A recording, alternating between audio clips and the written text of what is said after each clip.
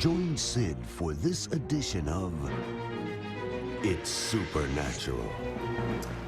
Mon invité s'est retrouvé face à face avec l'assassin de son père. Et non seulement il a pardonné au tueur, mais il a reçu de lui la bénédiction d'un père. Cela semble impossible? Rien n'est impossible à Dieu. À tout de suite. It's Supernatural.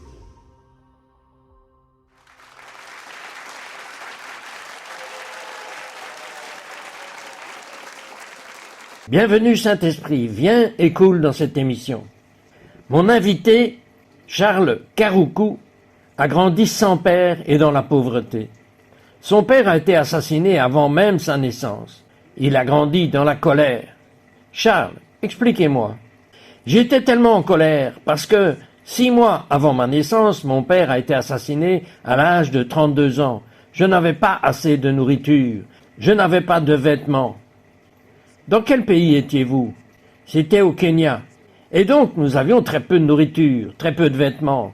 Et je n'avais pas de chaussures, pas de sous-vêtements, les choses qu'un petit enfant devrait avoir. Je n'en avais aucune. Et donc grandir dans ce genre de pauvreté et savoir que quelqu'un qui n'est pas très loin de l'endroit où nous avons grandi était responsable de la mort de mon père, cela a apporté beaucoup de troubles et de traumatismes dans ma vie. Et donc je me suis mis en colère. J'ai commencé à prendre de la drogue, j'ai commencé à fumer, et je me souviens d'un jour où j'ai mis une corde sur les chevrons de la maison et j'ai essayé de me suicider. Et c'est à ce moment-là que j'ai réalisé que quelque chose devait changer. J'avais besoin d'espoir. Et c'est au milieu de tous ces moments désespérés que Jésus est entré dans ma vie. Et je lui ai donné ma vie en m'agenouillant sur le sol à côté de mon lit et en abandonnant ma vie à Jésus. Et ce fut le début d'un voyage de transformation. En 2013, vous vous retrouvez face à face avec l'assassin de votre père. Comment êtes-vous revenu au Kenya? Racontez-moi cette histoire. Eh bien, je suis arrivé en Amérique en 1997. Et en 1997, je n'avais pas encore tourné la page. Mais au milieu de ma marche avec le Seigneur, en écoutant son esprit, j'ai commencé à avoir de la conviction. Mais je me souviens de ce film qui est sorti, je crois, en 2003, End of the Spear, qui parlait de Steve, qui était le fils de l'homme qui a été tué par ce chef tribal en Équateur dans les années 50. Et j'ai vu cette histoire, et elle m'a rappelé moi-même. Steve m'a rappelé que je pouvais aller me réconcilier avec l'homme qui a tué mon père. Et je me souviens des paroles de Steve. Rien de tout cela ne serait possible sans la croix de Jésus au milieu de cette relation. J'ai donc commencé à m'intéresser à cette parole sur le pardon, la réconciliation, le lâcher-prise, et je savais qu'il manquait quelque chose. Alors en 2013, j'ai entrepris un voyage. J'appelle cela le voyage de 40 ans vers l'Afrique pour retrouver la trace de cet homme qui avait tué mon père. Pour avoir cette clôture. Oui, pour avoir la clôture. Et je me souviens d'être entré, et ma mère était vraiment effrayée, parce que cet homme avait effrayé tout le monde, et personne ne voulait demander justice. Et je me souviens d'être entré dans sa maison vers 9 heures du matin. J'ai frappé à la porte, et sa femme est sortie. Elle ne pouvait pas me reconnaître. Alors je me suis présenté comme le fils de mon père, et il m'a reconnu par association. Mais il savait aussi que je venais d'Amérique. J'avais quitté le pays depuis quelques années à ce moment-là. Il avait tellement peur qu'il ne voulait pas sortir. Et je lui ai dit, je viens en paix. Il est donc entré en marchant. À ce moment-là, il avait 90 ans. Il était aveugle, il avait du diabète, il lui restait probablement encore 2 ans à vivre. Il est mort peu de temps après. Et il m'a serré la main. Et il ne pouvait pas me reconnaître parce qu'il ne pouvait pas me voir. Il a commencé à toucher mon visage et à essayer de développer une connexion en me touchant. Et je lui ai posé la question difficile. Comment mon père est-il mort? Il a commencé à expliquer et ne l'a pas admis. Alors je suis allé vite et j'ai dit « Je viens en paix. Je ne suis pas venu demander quoi que ce soit pour mettre qui que ce soit en difficulté. Je suis juste venu pour la paix. » Et je suis allé dans ma poche. J'avais 10 000 $ kenyans. C'est beaucoup d'argent. C'est comme 100 $. Mais là-bas, c'est quand même beaucoup d'argent. J'ai pris cette liasse de billets et je lui ai mise dans la main. Et j'ai dit Je viens en paix et je veux vous bénir. Mais je veux aussi vous demander de me donner une bénédiction paternelle. » Quand j'ai dit cela, il s'est effondré et s'est mis à pleurer. Et je me suis agenouillé et j'ai eu ces larmes qui me trempaient. Et il a prononcé sur moi toutes les bénédictions imaginables du ciel. Je veux revenir à 1994. Et vous avez eu une vision. Décrivez cela brièvement. Je venais de rentrer d'une réunion avec le docteur Maurice Cerullo, qui est mon père spirituel. C'est vrai, je l'ai interviewé, il est maintenant au paradis. Oui, il est maintenant au paradis. J'étais en feu, et il nous avait imposé les mains et avait prié sur nous, et j'étais en feu.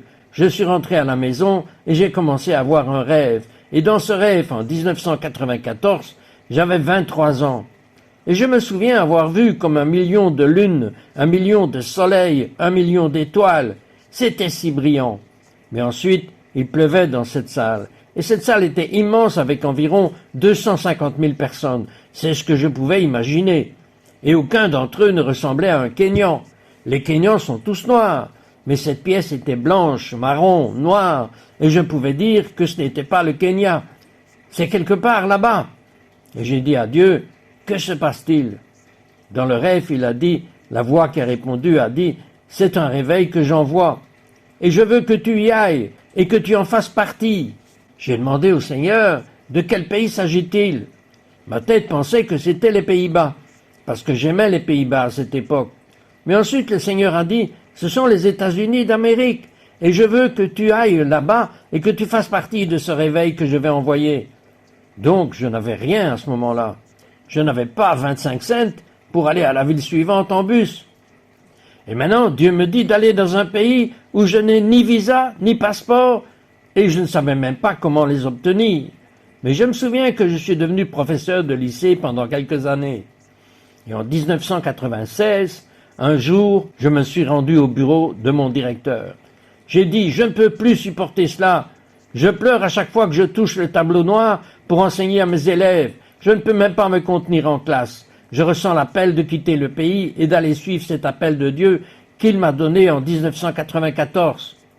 Et là, j'ai quitté mon travail sur le champ et je suis retourné dans ma ville natale. Et j'ai dit à ma mère et à ma famille, je vais aller en Amérique. Et ils m'ont dit, tu es fou, tu dois rester ici et t'assurer de finir ton travail. Je me souviens que j'ai vendu ce que j'avais besoin de vendre. J'ai pris tout l'argent que j'avais. J'ai reçu des cadeaux de la part d'amis et je suis arrivé en Amérique avec un billet aller simple, 200 $ en poche, sans même savoir où j'allais passer la nuit. Et le reste appartient à l'histoire. Quand vous découvrirez certaines des choses qu'il a accomplies, mais quand nous reviendrons, le fils de Charles, Israël sera avec Charles. Israël était un toxicomane désespéré, je veux dire vraiment désespéré. Et surnaturellement, il a été libéré de la drogue et a commencé à opérer des miracles. Nous revenons tout de suite.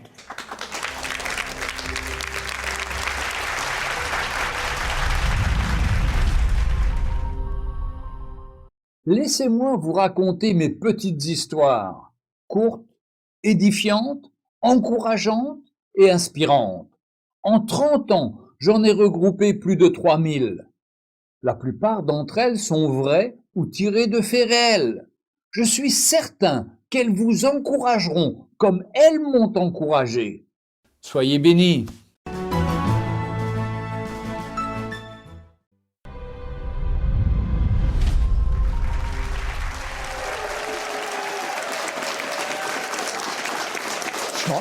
Le fils de Charles, Israël, nous a rejoints. Il a 19 ans. Israël était un enfant prodigue et a été radicalement transformé par Jésus. Israël, parlez-moi un peu de cela.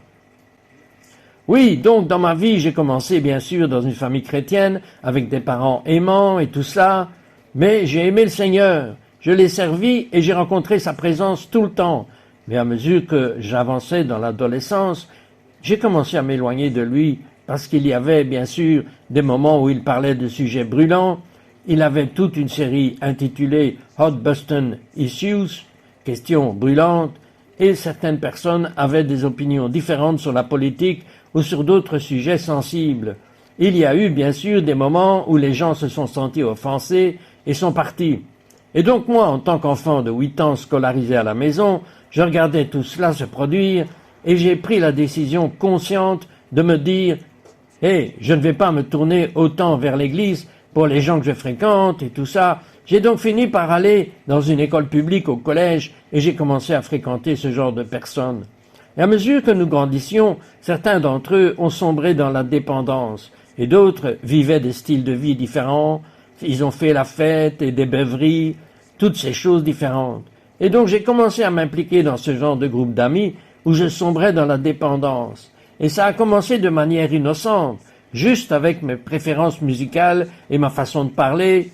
Mais ensuite, ça a rapidement dégénéré en une vie de dépendance et de servitude dans un endroit où j'ai tout simplement rejeté Dieu. Et c'est devenu si grave que j'ai commencé à haïr Dieu de toutes mes forces.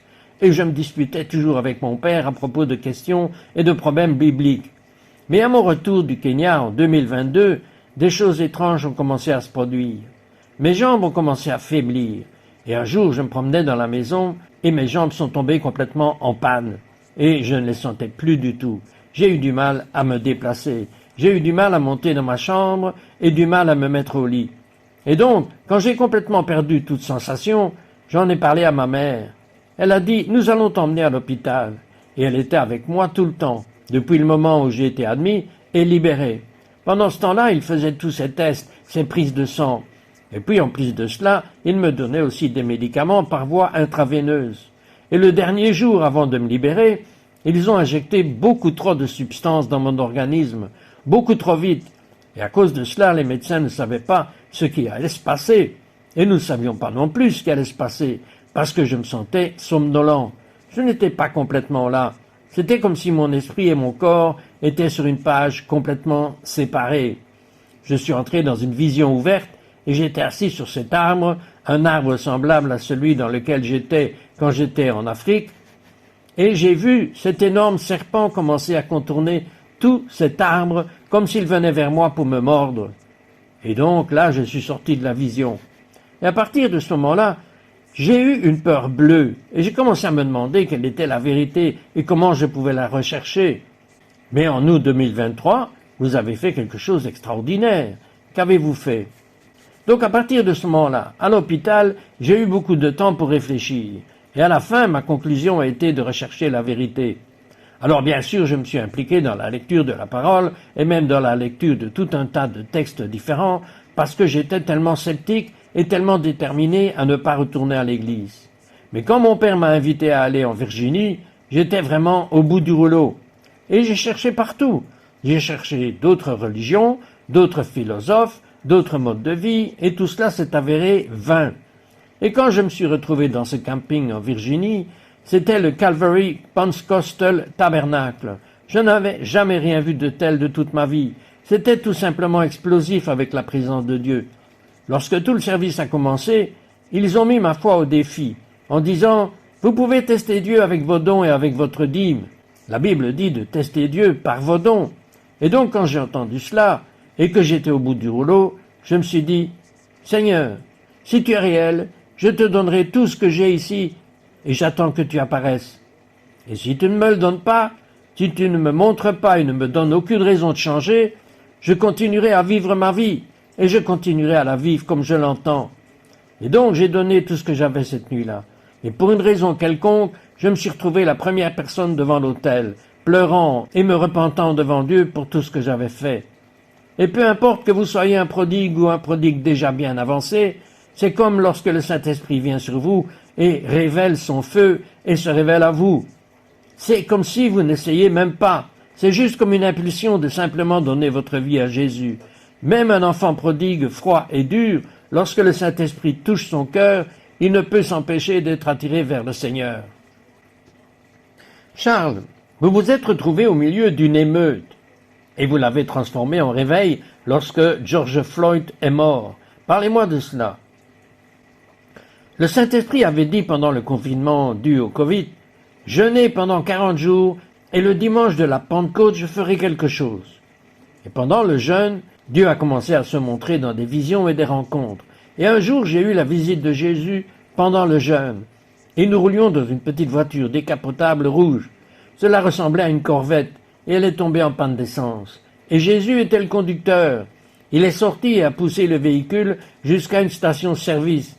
Il a appuyé sur l'accélérateur, puis je me suis retrouvé sur le siège conducteur. Et j'étais maintenant le conducteur. Je suis parti sur l'autoroute, et au moment où je suis arrivé sur l'autoroute, j'étais à environ 200 miles à l'heure. Et puis je me suis réveillé, et j'ai réalisé, par l'interprétation de ce rêve, que j'allais avoir un ministère très rapide qui serait rempli de la puissance du Saint-Esprit. Et je pourrais courir très vite à travers le pays. Jour 39 du jeûne, George Floyd meurt et la ville s'est embrasée. Les émeutes ont éclaté, les commissariats de police ont été incendiés, ils ont mobilisé la garde nationale pour venir réprimer la violence dans la ville, des gens étaient abattus partout. Et c'est à ce moment-là que je me suis souvenu que Dieu avait dit « Jeûne pendant 40 jours, car le dimanche de la Pentecôte, je vais faire quelque chose. » Au fait, le dimanche de la Pentecôte était le dimanche suivant.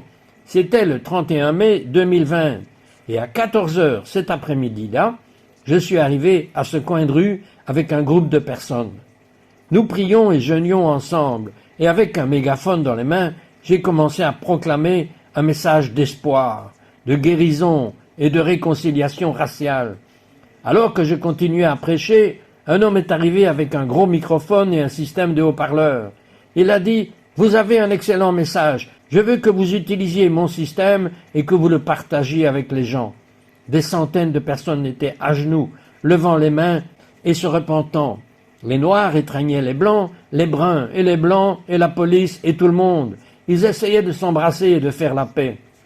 Et j'ai vu la puissance de la croix, où la réconciliation verticale avec Dieu conduit à la réconciliation horizontale l'un avec l'autre.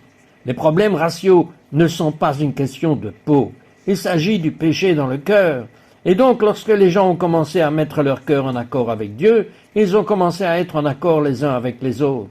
Et donc, ce jour-là, nous avons décidé que nous n'allions pas arrêter de venir ici, parce que plus nous prêchions l'Évangile, plus les gens se réconciliaient les uns avec les autres. Et ils commencèrent à nous amener des gens pour les baptiser. Et donc, nous avons organisé un baptême. Et nous avons commencé à prêcher l'Évangile, à sauver des gens, à favoriser la réconciliation raciale et les baptêmes. Nous l'avons appelé le réveil de l'unité. Israël, vous vous souvenez de la souffrance que vous ressentiez lorsque vous fuyiez votre famille, lorsque vous fuyiez Dieu, lorsque vous fuyiez tout ce qui était décent. Il y a beaucoup de gens qui souffrent en ce moment, et ils ont des enfants prodigues comme vous l'étiez. Je crois que lorsque vous allez prier, ils seront touchés et rentreront à la maison. Priez maintenant. Père Dieu, nous connaissons ta puissance, et nous connaissons ton Saint-Esprit. Nous te demandons donc d'envoyer ton Saint-Esprit pour faire un mouvement de Pentecôte où le Saint-Esprit se meut dans la vie des enfants prodigues. Touche leur cœur et révèle la bonté de Dieu qui conduit au salut. Et au nom puissant de Jésus, nous appelons les prodigues à la maison, tout comme le Fils prodigue qui a touché le fond. Nous proclamons qu'il y a des moments où ils atteindront la fin d'eux-mêmes, car la fin d'eux-mêmes est le début de Dieu.